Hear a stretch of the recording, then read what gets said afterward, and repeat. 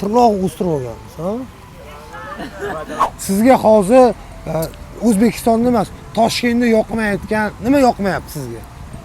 Menga Toshkentda nima yoqmaydi? Odamlarning qarashi, dunyoqarashi yoqmayapti. Men bu yo ajratish emas, lekin odamlar qanaqadir boshqacha-da. Bizga nisbatan men bunaqa o'zini sal normal kiyinib, chiroyli tutadiganlarga nisbatan negativ to'yin. Shularni to'g'rilasa, sal zamonaviyroq bo'lsa, O'zbekiston menimcha normal bo'ladi. Kimgadir misol uchun inson taqlid qiladi, kiyinishda boshqada. Lil Xurramov menga yoqadi. Blogerlik bo'yicha ham, chunki hozirgi kunda juda ham mashhur bo'lib ketyapti.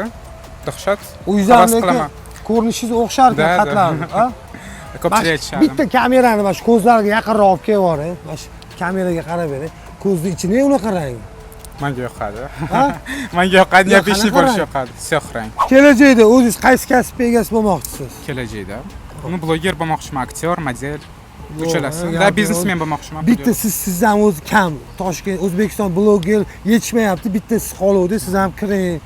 Battar, ana nima deydi? Azoblash xizmati ko'paysin. Mazaplash xizmatida emasmi? Negativ kerak emas, lekin menga hozir gap yo'q, gap yo'q. Yo'q, men просто stil tirnoq haqida ham gapirib o'tib ketaman xohlasanglar. Gapir.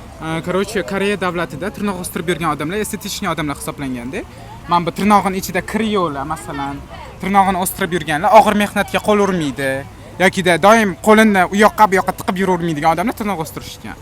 Buni o'zbeklar negativ tushunishi mumkin. Bo'ldi, menimcha yetarlicha negativ o'zingga qazib oldi.